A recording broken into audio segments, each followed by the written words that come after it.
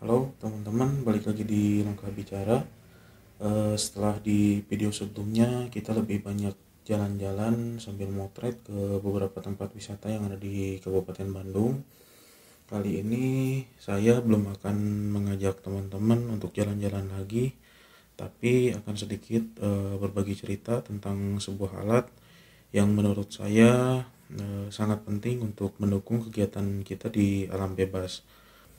Alat ini adalah sepatu pendakian atau hiking boots. Seperti halnya carrier, sepatu pendakian merupakan alat yang sangat penting dalam kegiatan pendakian gunung. Banyak macam sepatu yang biasa digunakan untuk berkegiatan di alam bebas. Salah satunya sepatu pendakian model seperti ini yang dibuat di atas mata kaki. Di video ini saya akan mereview sebuah hiking boots yang berasal dari salah satu brand yang cukup terkenal di negara-negara Eropa, yaitu Hanwag. Brand ini lahir pada tahun 1921 di Jerman, dan sepatu yang kali ini akan saya review adalah sepatu Hanwag seri Canyon non GTX yang bukan Gore-Tex. Soalnya kan ada juga yang seri Gore-Texnya. Ada beberapa hal menarik sebenarnya yang akan saya ceritakan ke teman-teman mengenai sepatu gunung ini, di mana penilaiannya sendiri murni dari pengalaman saya yang telah menggunakan sepatu ini selama lebih dari 3 tahun pemakaian. Hanwag Canyon ini terbuat dari bahan kulit sintetis yang saya lihat di situs webnya, dimana untuk soalnya sendiri di bagian bawahnya udah pakai vibram. Selama 3 tahun pemakaian ada beberapa kelebihan dan juga kekurangan yang saya rasakan, dan ya ini juga salah satu alasan bagi saya buat bikin video review ini, untuk ya memberikan informasi ke teman-teman. Kita masuk aja yang pertama. Kelebihan pertama dari sepatu ini menurut saya ada di durability-nya yang bisa dibilang luar biasa gitu. Jika dibandingkan dengan sepatu-sepatu lain yang pernah saya gunakan, salah satunya sebelum pakai sepatu ini pernah juga pakai high tech yang saya pakai cuman kuat bertahan 1 tahun. Tapi dengan sepatu ini menurut saya cukup istimewa karena dapat bertahan cukup lama, bahkan dengan penggunaan yang konstan, terus menerus dipakai hampir mungkin bisa sebulan sekali lah ke gunung-gunung yang ada di Jawa. Terus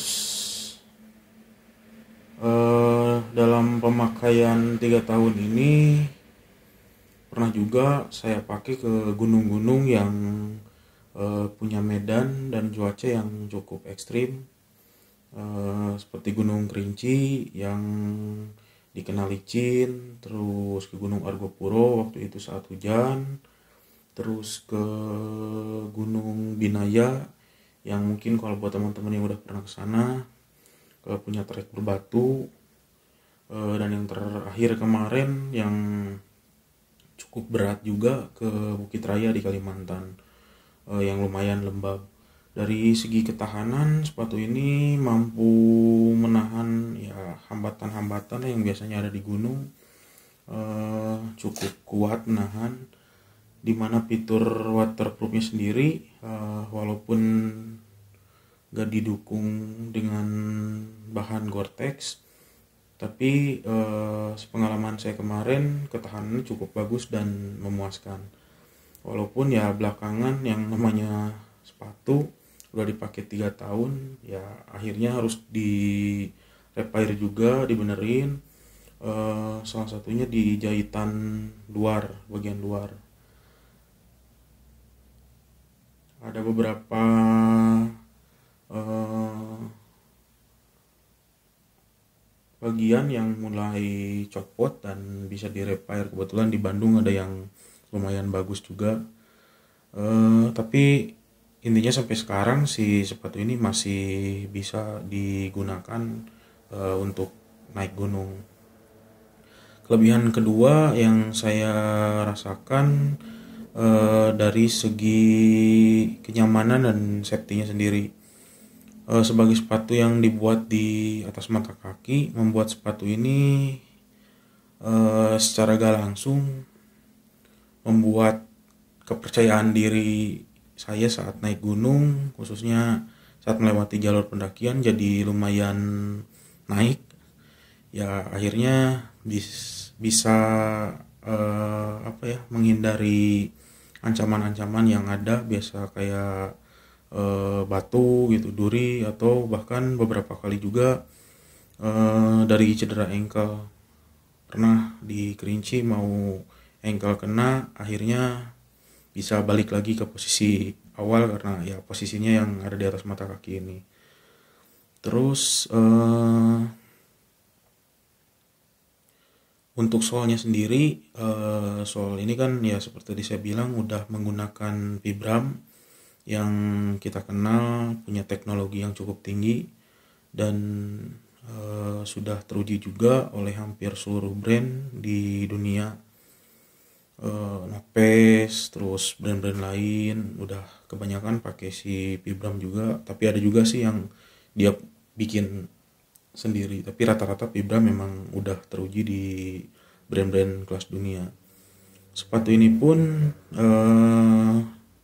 pas dipakai di medan berbatu nggak terlalu licin sih, bahkan ya mungkin cukup mencengkram, mungkin karena efek si Vibramnya juga, teknologinya Vibram. Ya lumayan lah memuaskan untuk bagian soalnya sendiri. Terus kelebihan yang ketiga menurut saya ada di segi desain. Sepatu ini punya warna coklat dengan sol hitam, ya bisa dilihat oleh teman-teman. Jadi menurut saya sepatu ini cukup simpel dan enak untuk dilihat, bahkan beberapa kali pernah juga saya pakai buat kegiatan-kegiatan formal, salah satunya pas sidang skripsi waktu kuliah dulu. Dan sekarang saya mau menyebutkan beberapa hal yang mungkin bisa disebut sebagai kekurangan dari sepatu ini. Pertama, sepatu ini cukup berat. Dengan pas kemarin ditimbang berat totalnya sampai 1,4 kilo. Kalau di websitenya sendiri saya lihat sih ditulisnya 1,3, tapi sebenarnya kalau basah mungkin bisa lebih dari hitungan itu. Terus kekurangan yang kedua yang bisa dianggap sebagai kekurangan dari sepatu ini adalah dari segi harga yang menurut saya ya cukup mahal.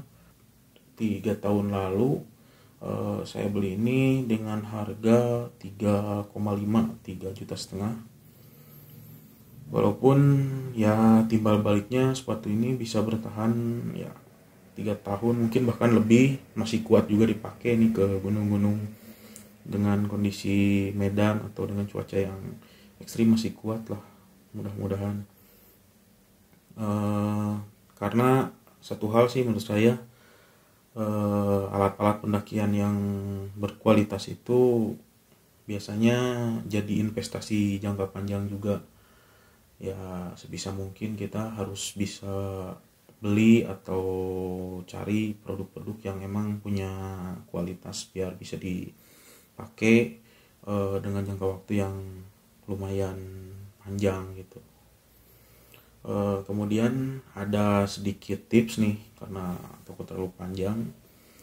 Tips dari saya buat teman-teman, jika teman-teman sedang cari sepatu atau mau beli sepatu, carilah sepatu yang senyaman mungkin dengan kaki teman-teman. Ya walaupun tetap harus juga memperhatikan si fitur kesetiannya ini, karena gak jarang juga ada sepatu yang walaupun berasal dari brand yang cukup terkenal di dunia, tapi jika kondisi dan peruntukannya tidak sesuai dengan kita, akhirnya pas dipakai tetap akan kurang nyaman. Karena pengalaman kemarin waktu naik ke Gunung Latimojong, saya pernah pakai Asolo, karena ukuran sepatunya kurang setengah senti aja, akhirnya ya kaki jadi lecet, bengkak, sampai ada yang berdarah di bagian belakang. Dan satu hal lagi, jika teman-teman punya niat buat cari sepatu yang emang bisa digunakan buat jangka waktu yang cukup lama, ya minimal 3 tahun gitu atau lebih, saran cari sepatu yang emang udah teruji gitu kualitasnya. Walaupun sebenarnya kadang teman-teman juga perlu mengeluarkan dana lebih untuk membeli sepatu tersebut. Sekarang sih udah banyak sepatu-sepatu dari brand terkenal dunia yang dijual dan masuk ke Indonesia yang ya ada jaminan kualitas, punya kualitas terbaik gitu. Atau buat brand lokal juga yang mungkin teman-teman udah tahu sendiri, sekarang mulai punya atau menyediakan sepatu-sepatu yang dilabeli seri-seri premiumnya yang biasanya harganya lumayan agak mahal. Jadi ya tinggal teman-teman yang menentukan sendiri mau milih atau beli dari brand atau yang tipe apa gitu, tinggal menyesuaikan. Ya mungkin itu aja sih, sedikit cerita tentang sepatu yang udah nemenin saya ke beberapa gunung dalam 3 tahun belakangan ini. Semoga ada informasi yang jadi manfaat buat teman-teman. Mohon maaf kalau ada salah-salah kata dalam penyampaian tadi. Jika video di channel ini dirasa ada manfaatnya, bisa di like atau juga di share ke teman-teman yang lain. Dan kalau ingin informasi yang menarik lainnya, baik itu soal tempat wisata atau mau informasi soal barang-barang outdoor yang cocok untuk digunakan di kegiatan petualangan, teman-teman bisa langsung mensubscribe channel ini dan jangan lupa juga dinyalakan loncengnya. Terima kasih, sampai ketemu di video selanjutnya.